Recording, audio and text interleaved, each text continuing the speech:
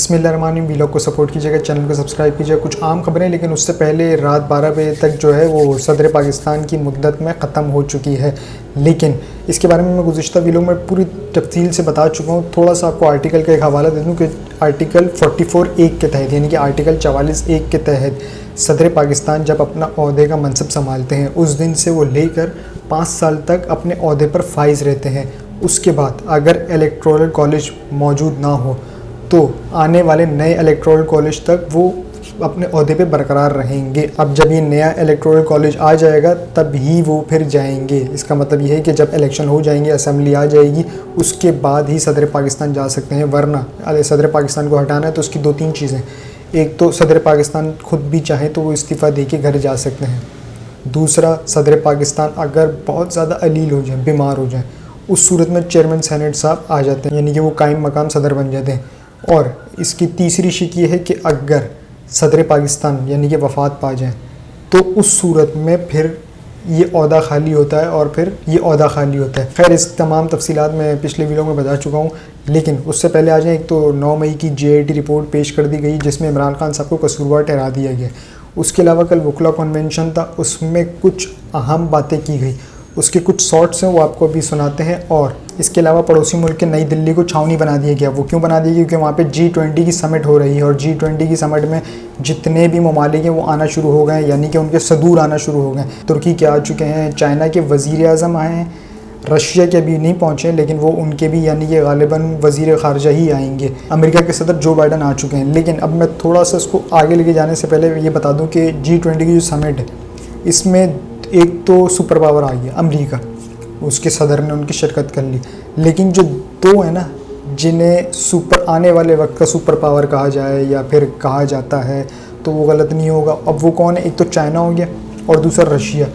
इन दो ममालिक के सदूर ने मना कर दिया। इन्होंने कहा कि हम नहीं आएंगे। बाकी ऐसा नहीं है कि इन्होंने शिरकत नहीं की, इन्होंने शिरकत की। चाइना के वज़ीर आज़म आ रहे हैं और रशिया के गालिबन वज़ीर ख़ारजा वहाँ पर आएंगे। अब इन्होंने शिरकत क्यों नहीं की? क्योंकि उनके रवैये पर, भारत के, वो रवैया ये कि अगर आपको याद हो तो SCO समिट हुई थी भारत में गोवा की, तो उसमें जो सलूक किया गया वो कुछ अच्छा नहीं था। यानी कि आप एक तो मेज़बान हैं और मेज़बान हो के आप मेहमानों के साथ इस तरह बदतमीज़ी करें, वो बदतमीज़ी आपको ज़ेब नहीं देती। यानी कि आप चाँद पे पहुँच गए और आपने तमीज़ नहीं सीखी। जब वो आपकी समिट में शिरकत के लिए आए थे, भारत आए थे ना आपके पास, तो आपको अच्छी तरीके से वेलकम करना चाहिए था। लेकिन आपने उनको इतनी हकारत से वेलकम किया कि उन्होंने, अब उनके सदूर ने आना वहाँ पे पसंद नहीं किया। अगर तो उस वक्त जयशंकर साहब ये नहीं करते तो शायद ये सदूर वहाँ पर लाजमी आते। हालांकि याद रखिएगा कि एक टेंशन चल रही है चाइना की और इंडिया की लद्दाख पर उसको साइड पे रखते हुए फिर भी चाइना ने शिरकत की है और चाइना के सदर ज़रूर शिरकत करते।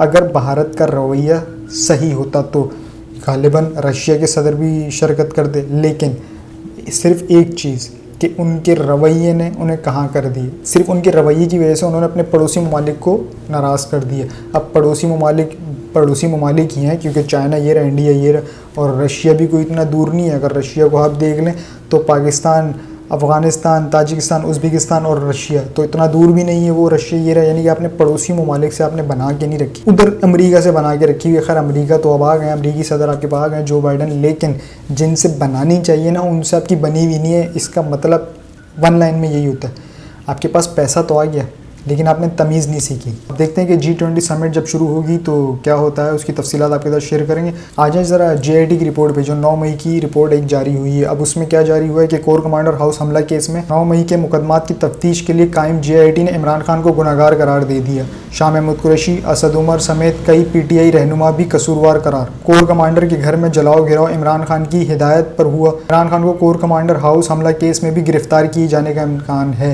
यानी कि वो तो एक शख्स ऑलरेडी गिरफ़्तार है, अब उसको इसमें भी गिरफ़्तार किए जाने का इम्कान है। इसका मतलब ये इमरान, वैसे एक बात बता दूँ आपको, आगे कंटिन्यू से पहले मैं आपको एक बात बता रहा हूँ ब्रैकेट में, वो ये कि इमरान खान साहब जो है मेंटली तैयार हैं कि मैंने अब कोई चंद लम्हों के लिए नहीं रहना, चंद दिनों के लिए नहीं रहना, इन्होंने मुझे कोई लंबाई फिट करना है। तो इसलिए उन्होंने अपना आहिस्ता आहिस्ता ना सामान मंगवाना शुरू कर दिया। उन्होंने अपने एक्सरसाइज का सामान मंगवा लिया है, क्योंकि याद रखिएगा वो एक स्पोर्ट्समैन है और वो हमेशा अर्ली मॉर्निंग उठ के जॉगिंग करते हैं, उस पर बनी गाला जाते हैं और वर्जिश वगैरह भी कर दें। तो उन्होंने अपना सामान सारा जेल मुंतकिल करने की एक सिफारिश की है जो कि अभी तक मंजूर नहीं हुई है। अब देखते हैं कि ये होती है या नहीं होती। खैर, लेकिन अब 9 मई की जो बात हो रही है तो उसमें तो इमरान खान साहब तो जेल में थे, उनको तो रेंजर्स ने उठा लिया था, तो उनके अहकामात पर कैसे हो सकता है। अब थोड़ा सा सोचने की ज़रूरत है कि क्या इमरान खान साहब को पता था कि मैं गिरफ़्तार हो जाऊँगा या मुझे रेंजर्स नहीं गिरफ़्तार करना है। अगर तो उन्हें ये पता था कि भाई मैं आज गिरफ़्तार होने वाला हूँ और मुझे रेंजर्स ने ही गिरफ़्तार करना है, मैं कोट कर रहा हूँ रेंजर्स ने, तो समझ में भी आता है कि इमरान खान साहब ने एक हिदायत दी हो, प्लानिंग की हो, सब कुछ किया हो। अब वो गए हैं और वहाँ से रेंजर्स ने उन्हें उठा लिया, तो उन्होंने किस तरह से हिदायत दी कि जाएं कोर कमांडर हाउस पर हमला करें। तो ये बात कहीं से बन नहीं रही, यहाँ तक कि इसकी शफाफ तहकीकात नहीं हुई है जिसके इमरान खान साहब ने डिमांड की थी कि मैं चाहता हूँ कि इस पर अदालत एक कमीशन बनाए और शफाफ तहकीकात करे। ये तहकीकाती रिपोर्ट जो है ये रद्द हो जाएगी गालिबन पीटीआई की जानिब से। क्यों? क्योंकि इसमें कोई शफाफियत नज़र नहीं आ रही। मैं कोई इमरान खान साहब की साइड भी नहीं ले रहा, ना मैं इस GIT की कोई हिमायत कर रहा हूँ या इसको मुखालफत कर रहा हूँ। मैं अपना एक पॉइंट ऑफ व्यू दे रहा हूँ कि जिस हिसाब से ये रिपोर्ट जारी हुई है उसमें कुछ ना कुछ मिसिंग है। अगर तो इमरान खान साहब इसमें शामिल तफ्तीश होते, बकौल इनमें कहा गया है कि उन्होंने अपने गुनाह कबूल कर लिए, तो गुनाह आप याद रखिएगा कि इसमें कुछ ऐसी समातें हैं जिसकी वीडियो रिकॉर्डिंग की गई हैं। अगर तो ये सब सच है, झूठ है, तो आपके पास वीडियो रिकॉर्डिंग तो मौजूद है ना, आप वो पब्लिश कर सकते हैं, उसमें कोई हमाकत तो नहीं है। इसमें अलीमा खान का नाम समझ में नहीं आया कि उनका नाम क्यों है, और शाह महमूद कुरैशी हो गए, असद उमर साहब हो गए, जबकि ऑन ग्राउंड पे हमें ये नज़र नहीं आए थे। खैर, अगर तो ये थे बकौल उनके रिपोर्ट के, हो सकता है कोई ट्रेस वगैरह की उन्होंने, कॉलिंग वगैरह, अगर तो ऐसा है तो सज़ाएँ मिलनी चाहिए। और अगर ऐसा नहीं है तो ये जितने भी GIT के मेंबरान हैं और जिन्होंने इनसे करवाया, यानी कि ये PDM की हुकूमत में GIT बनी थी और उन्हीं की फरमाइश पे उन्हीं की मर्ज़ी की रिपोर्ट जारी हुई होगी, जो कि बात बन नहीं रही। अब मैंने ये क्यों कहा कि उन्हीं की फरमाइश पे, क्योंकि आरिफ हमीद भट्टी साहब हैं, सीनियर सहाफ़ी, उन्होंने कहा है कि ब्यूरोक्रेसी में नून लीग की, पीपल्स पार्टी के बंदे हैं जो कि उन्हें अहकामात देते हैं, यानी कि उनसे अहकामात, तो यानी कि काम इधर कर रहे हैं, जवाब उधर दे रहे हैं। तो यही बात मैं पिछले व्लॉग में, पिछले यानी कि 3-4 रोज़ पहले एक बार बता चुका हूँ कि ब्यूरोक्रेसी इमरान खान साहब को काम करने नहीं दे रही थी। वो क्यों नहीं करने दे रही थी? क्योंकि उसमें सारे पीपल्स पार्टी के और नून लीग के अफराद शामिल थे, क्योंकि इनकी थी ना टर्म्स, एक स्टेटस को था ना कि तेरी बारी मेरी बारी, मेरी बारी तेरी बारी, तो इस तरह से इनके अपने ही इर्द गिर्द सब भरे हुए हैं। तो इसीलिए इमरान खान साहब को कुछ मुश्किलात का सामना था। लेकिन अब आरिफ हमीद भट्टी साहब ने तो ये बात बता दी है जो कि सच भी है। थोड़ा सा इस तरफ लेके जाऊंगा, आउट ऑफ द कॉन्टेक्स्ट है, लेकिन फिर दोबारा इस तरफ आएंगे। इमरान खान साहब ने जो पैगाम भिजवाया है अपने वकला के हमरा, वो पैगाम आपको सुनवाना है। उससे पहले ये बता दूँ कि देखें 16 महीने इनकी हुकूमत थी, उस 16 महीने में इन्होंने टेनिस भी खेला, नाचे भी, अगर आपने देखा हो वीडियोस वगैरह देखी हो, इन्होंने टेनिस भी खेला, ना कमर में चुक आई, ना कोई कैंसर की बीमारी, ना कोई परेशानी, कुछ भी नहीं। ठीक इक़्तिदार से निकलने के बाद पहले होती हैं बेगम साहिबा बीमार, यानी कि शहबाज शरीफ साहब की बेगम, तो अल्लाह पाक उनको सेहत दे। उनके इलाज के लिए जाते हैं वहाँ पर लंदन, वहाँ इलाज के लिए जाते हैं और वहाँ ख़ुद अपना इलाज करवाने लग जाते हैं कि अब ये स्टेटमेंट जारी हो रही है कि जब तक इनका इलाज मुकम्मल नहीं होता, यानी कि शहबाज शरीफ साहब का, तो वो नहीं आएंगे। तो इसका मतलब क्या है? इसका मतलब यानी कि 16 महीने आपने मज़े लिए और जब वो मज़े ख़त्म हो गए तो अब आप बीमार पड़ गए। तो ये थी जो इमरान खान साहब कहते थे बार बार कि देखें ये सिर्फ इक़्तिदार से चिमटने, मज़े लेने और अपने केसेस माफ़ करवाने हैं। अब आ जाते दोबारा इस तरफ। इमरान खान साहब ने अपने वकला के हमरा जो है एक पैगाम भेजे, वो पैगाम क्या, सबसे पहले आप ज़रा ये सुन लें। उन्होंने आखिर में ये कहा कि वर्कर्स को बता दें कि आपका लीडर, आपका मुर्शिद जो है वो आपकी नज़रों को कभी झुकने नहीं देगा। मैं चट्टान की तरह, उन्होंने कहा है, मजबूत हूं और जब तक जान में जान है इमरान खान जो है वो हौसले और इस्तिकामत के साथ हर किस्म की फसाइयत के खिलाफ खड़ा रहेगा। बहुत शुक्रिया जी। तो उनका ये पैगाम है कि मैं चट्टान की तरह मजबूत हूँ और जब तक जान में जान है इस्तिकामत के साथ हर किस्म की फसाई के खिलाफ खड़ा रहूँगा। ये इमरान खान साहब का पैगाम था। अब आ जाते हैं वकला कन्वेंशन पे। साजिश और ग़ुलामी क्या होती है, ये जानिए लतीफ़ खोसा साहब की ज़बान। ज़रा सुने उन्होंने क्या कहा था। वो भाई साजिश और क्या होती है? अमेरिका की गुलामी करते हो, और साजिश क्या होती है? हेनरी किसिंगर के कहने पर भुट्टो को फांसी देते होते हो, और क्या साजिश होती है? अमेरिका के डोनाल्ड लू एक थर्ड क्लास जो है ब्यूरोक्रेट के कहने पर जो है तुम अपने वजीर आजम को चलता करे हो, और साजिश क्या होती है? तुमने वजीर आजम और वजीर खारजा को अंदर रखा हुआ है, पावर सलासल किया हुआ है, और गुलामी क्या होती है?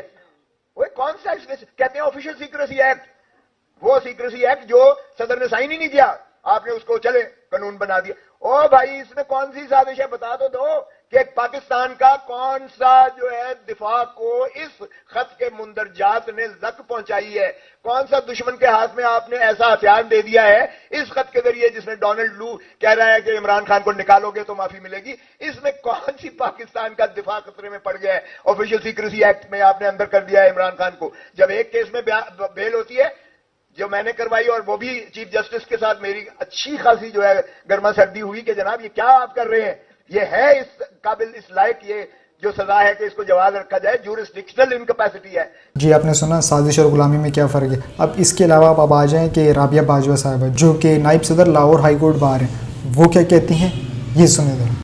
मैं बागी हूँ, मैं बागी हूँ, मैं बागी हूँ, मैं बागी हूँ, मेरे हाथ में हक का झंडा है, मेरे सर पे मौत का फंदा है, मैं मरने से कब डरती हूँ, मैं मौत की खातिर जिंदा हूँ, मेरे खून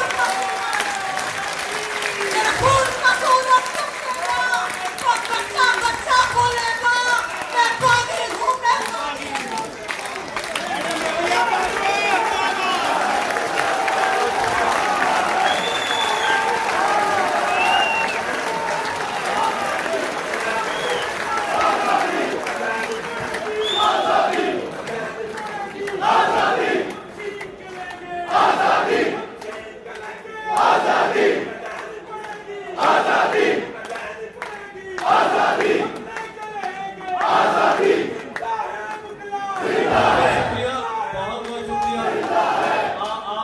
जी, तो सुना आपने, मैं बागी हूँ, और उसके अलावा वहाँ पर एक नारे भी लगी कि हम लेके रहेंगे आज़ादी, हम छीन के रहेंगे आज़ादी।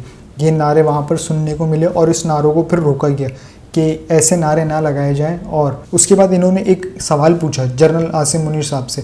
उस सवाल क्या था, ज़रा वो सवाल सुनना। एक जमहूरी रियासत थी, उसको इन्होंने एक अस्करी रियासत में तब्दील किया। कल army chief general Asim Munir को किसने इख्तियार दिया? आइन में कौन सा इख्तियार है कि आप कारोबारी हजरात से मुलाकात करें? आप पाकिस्तान के लिए एक रोड मैप दें कि इधर से फंड आ रहे। आप फाइनेंस मिनिस्टर भी हैं, आप लॉ मिनिस्टर भी हैं, आप फॉरेन मिनिस्टर भी हैं। जी, तो ये उनका सवाल था।